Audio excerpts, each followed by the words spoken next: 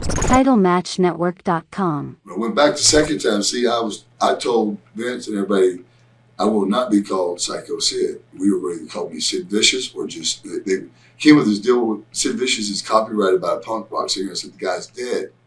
You know, yeah, right. Well, we'll find out his mother owns it, something like that. I said, well, I don't care what you do. I just want to be called Sid. You notice they try to refer mostly to Sid, but then other people would, actually, I didn't mind the Sycho Sid because there's a baby face in some buildings that really had a great echo when people really got with it. It's something I didn't mind, but I wasn't stupid enough not to fucking know where it really came behind. Right. All right. Now, I mean, we couldn't do this without asking because it's infamous about the incident with Arn Anderson in Europe. He's had his say in it, in newsletters and the whatnot. What is your version or your say of what happened? I'll tell you exactly what happened. We were in a bar, and I had just we were waiting on some food. We were all at the table drinking, and somebody brought up the question. I think asked Arn the question, "What's wrong with our business? Why aren't we drawing like the other company? This and that, this and that." The one thing about me is, man, I mean, if you can't be honest, you can be honest with me because you can't hurt my feelings. Because I'll just say, man, it's not true. I am better than what you think that. But what I thought was wrong with the business, and that's what I said, that's what I'm saying. I said, well, what's wrong with our business? We got a fucking old man named Ric Flair that needs to get the fuck out of the way. Let some of the guys fucking. The thing about the business is that why you have to, revolve talent, because people do get burned out. And I think that's proven. Absolutely. And I think that was proven there. The fact that they released him, for him to go to WWF, they never would have thought that would have ever happened, but it did. And now, But anyway, so we got to that's what started the argument, and then we got the little, verbal argument, and I think he slung a beer in my face in the bar, and then as I was going to my room, him and a bunch of guys were in the hallway, and he broke a beer bottle and threatened to cut me then. And my room was only just a few rooms down from him. Like I came past his room, took a left, and about 4 doors was my room.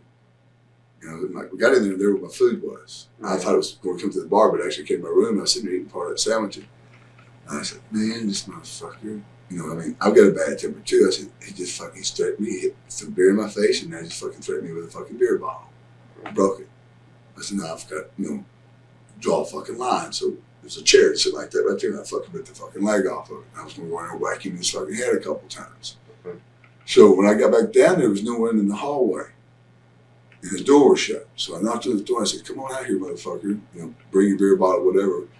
Some words were exchanged. I couldn't hardly hear him. I heard him falling around, stumbling around, I thought. And I said, man, he's fucked up. Bad as I am, And by the time I get to realize what I was doing, I said, this is fucking stupid. So through the fucking, and you can look at the records that the police had. The stick that he says I hit him with, which never touched him, was 20 feet the opposite way of where the fight happened. And the stick had not one drop of blood, not one dent on it where it had been hit or nothing. And I'll go into the rest of it. So Arn come out, I left, turned my back, heard the door open, I turned around, Arn sitting there with a pair of scissors. And I went just like this. I said, man, hey, this has gone too fucking far. And then I just remember him coming after me.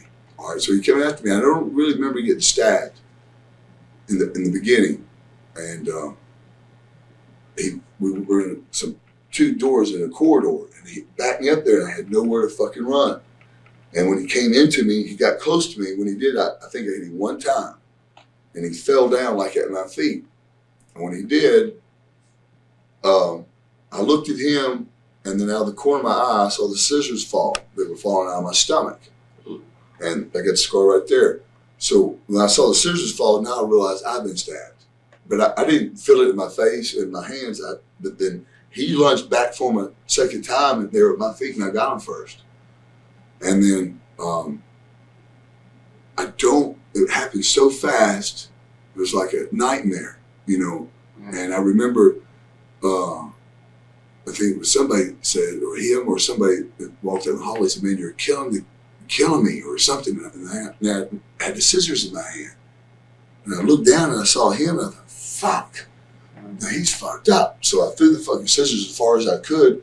I bent over to actually try to pick him up to haul him to the fucking front desk to call the ambulance. When I did, blood came gushing out of my stomach. And now I realized I've been stabbed, so I'm scared to fucking death. I had all white on. So I run down the fucking hallway, and then the rest is rest. These are some other things that people don't know. Now, we were supposed to be flown on different flights back, put in different hotels. When I was in the hotel room, when I was in the hospital, the police, or whatever you call it, law enforcement over there, they came into my room trying to get me to press charges against him. Huh. And I said, no, man, I'm not going to press charges against him. I said, we're both, made a mistake. I don't know how bad he's really hurt. I really didn't. They said, well, your friend over there don't have one scratch on him. Here I am, I've got exploratory surgery already. I've got stabs in my. I said, he's not got a scratch on him. And I thought, maybe, like I said, that it happened so fast, I really don't remember it happening. Yeah. And I thought, this motherfucker. So I was going to press charges on him. Yeah. And then that night, a nurse came over to my room and said, man, your friend is really messed up. And then I knew the police were lying. Yeah. So I dropped the charges. All right. Now, we get to go home. I thought I'm in the hotel by myself.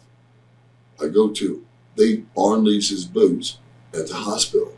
So I took them with me to get him turned down the road somewhere. Yeah. I found out he was at the same hotel that I was at. So I just left him at the front desk and we said, would you give these to Arn Anderson? So I went to a machine to get me a drink, cold drink, Coke or something. As I was coming back through, Joey Maggs was there. Joey Maggs was picking up the boots. I said, man, is Arn okay? He goes, no, man, he's messed up. I said, man, tell him I'm sorry. With all the people in the world, Arn was the last person I wouldn't want to do that to anybody unless I had to. But I did not want, he would have been the last person in the world because he had only been good to me as a person. I don't know what he might have said ever behind my back. Face to face, he was always a gentleman, and I can only assume that he was like that at all times or felt like that. So I said, well, what does Arn say? And Joey said, Arn said he was so fucked up he can't remember anything. Wow. And so that's, the true story. All right. If Joey Maggs says that's not, then he's a fucking liar. Because I remember those words exactly. I mean, we both were pretty messed up, to the point that it got like that. Everybody knows I'm not a drinker. I don't drink much. It didn't take a lot of alcohol to get me into the state of insomnia or whatever, where you can't remember it. All right. But that's pretty much how it happened. Were you told it's a you or him as far as you leaving and him staying or him staying? No, what it was they, what I understood, Eric Bischoff said that he had a lot of guys threatening to quit if I was brought back and this and that. And